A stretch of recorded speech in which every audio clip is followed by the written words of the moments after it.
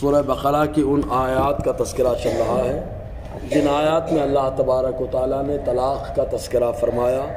چنانچہ اللہ تعالیٰ فرماتا ہے تیسری طلاق، طلاق مغلظہ کے بارے میں کہ فَإِن طَلَّقَهَا فَلَا تَحِلُّ لَهُ مِن بَعْدُ حَتَّى تَنكِحَ زَوْجًا غَيْرَهُ، اگر شوہر اپنی بیوی کو تیسری طلاق دے دے تو بیوی اس کے لیے اس کے بعد حلال نہ ہوگی یہاں تک کہ اس کے علاوہ کسی دوسرے شوہر سے شادی کر لے۔ تو یہاں پر حلالہ کی بھی وضاحت بتائی گئی، اور جو حدیث میں آیا اس پر لعنت جو حلالہ کرے یا کرائے اس کی صورت بھی بتائی گئی کہ عام طور سے دو صورتیں ہوتی ہیں۔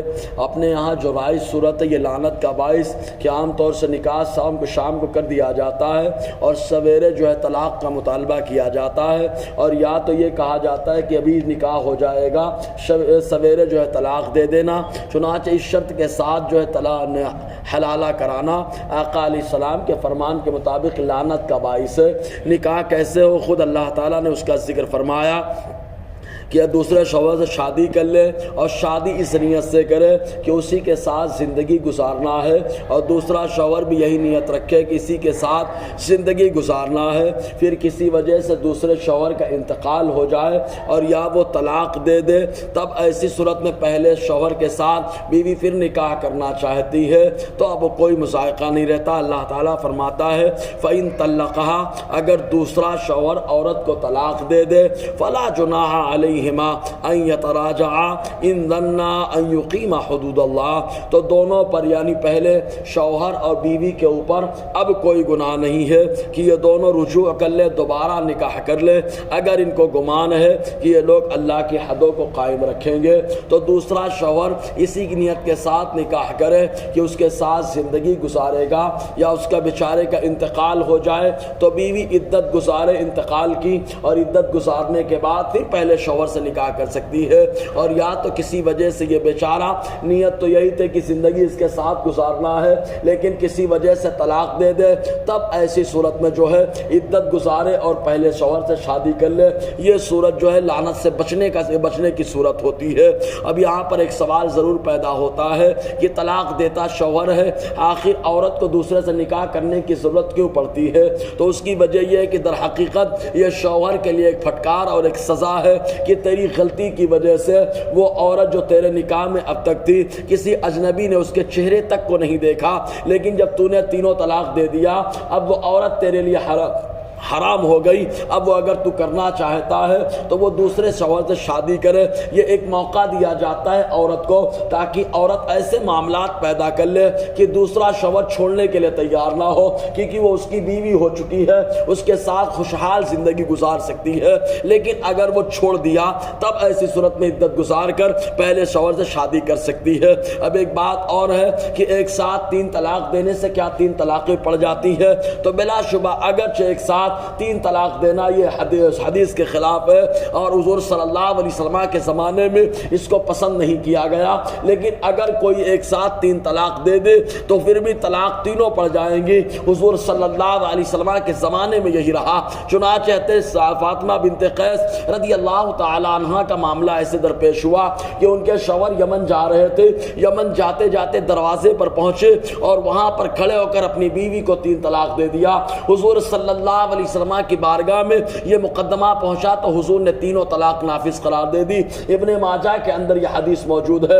اسی طریقے سے بخاری شریف میں پورا باب باندھا امام بخاری نے اور کئی حدیثیں نقل کی ہیں۔ حتی عویمر اجلانی رضی اللہ تعالیٰ عنہ کا معاملہ درپیش ہوا۔ چنانچہ ان کا معاملہ ایسا کہ بیوی کے اوپر الزام کا معاملہ درپیش ہوا تھا۔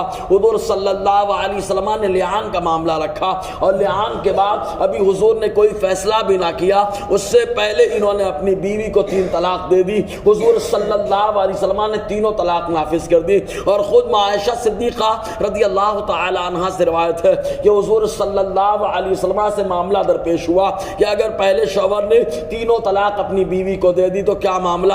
تو آقا علیہ السلام نے فرمایا دوسرے شوہر سے نکاح کرے، جب تک وہ شہد نہ چکھ لے تب تک وہ پہلے شوہر کے لیے حلال نہیں ہو سکتی ہے۔ تو تینوں طلاق حضور صلی اللہ علیہ وسلم نے نافذ کر دیا۔ اور اگر کوئی حضرت عبداللہ ابن عباس یا حضرت زید ابن رکانہ، یزید ابن رکانہ رضی اللہ تعالی عنہم والی حدیث لے کر آئے تو اس کا معاملہ یہ ہے کہ حضرت عبداللہ ابن عباس کی حدیث جو مسلم شریف کے اندر ہے کہ حضور کے زمانے میں، حضرت ابوبکر کے زمانے میں اور اس کے ساتھ ساتھ حضرت عمر کے شروعاتی زمانے میں 2 سال 3 طلاق ایک مانی جاتی تھی۔ تو یہ حدیث جو ہے خود حضرت عبداللہ ابن عباس کی روایت کردہ ہے، لیکن ان کا فتویٰ خود اس کے خلاف موجود ہے۔ شروعاتی دور میں ایسا رہا، لیکن وہ خود فتویٰ دیتے جب ان سے پوچھا گیا اگر کوئی شوہر اپنی بیوی کو 100 طلاق دے دے کتنی طلاقیں پڑیں گی؟ عبداللہ ابن عباس رضی اللہ تعالیٰ عنہ بیان فرماتے ہیں کہ 3 طلاق پڑ جائے گی اور باقی اس نے اپنی طرف سے کہی ہے تو اس میں گنہگار ہو جائے گا۔ اس کے علاوہ کئی کتابوں کے اندر اس حدیث کو منکر کہا گیا ہے، اور منکر حدیث ضعیف کی روایت ہوتی ہے، اور ضعیف روایت تو خود معتبر نہیں ہوتی ان کے یہاں، اور اپنے ہاں تو باب فضائل میں معتبر ہے۔ اور اگر یزید ابن رکانہ کی حدیث لے کے آئے تو وہ طلاق بتہ دیے تھے، جہاں پہ 3 طلاقوں کا ذکر ہے تو طلاق بتہ میں شوہر کی نیت کا ڈیپینڈ ہوتا ہے، وہ آیا 1 طلاق دے، 1 کی نیت کرے یا 3 کی نیت کرے۔ تو جب ان سے پوچھا گیا کتنے کی نیت تو انہوں نے 1 کی نیت بتائی۔ بہرکیف اس کے علاوہ بہت سارے جوابات ہیں۔ تو اللہ تعالیٰ ارشاد فرماتا ہے اگر دوسرا شوہر طلاق دے دے تو اب بیوی کے اوپر اور پہلے شوہر کے اوپر گناہ نہیں ہے کہ اگر وہ دونوں رجعت کرنا چاہیں کر لے، اگر گمان یہ ہے کہ وہ لوگ اللہ کی حدوں کو قائم رکھے۔ وَتِلْكَ حُدُودُ اللَّهِ يُبَيِّنُهَا لِقَوْمٍ يَعْلَمُونَ، یہ اللہ کی حدیں ہیں جنہیں اللہ تعالیٰ ایسی لوگوں کے لیے بیان کرتا ہے جو لوگ جانکار ہیں، سمجھدار ہیں۔ اللہ تعالیٰ ان کے لیے اپنی حدوں کو بیان کرتا ہے انشاءاللہ، اور آگے گفتگو رہے گی۔ اللہ تعالیٰ ہم سب کو فیضان قرآن، برکات قرآن سے مالا مال فرمائے۔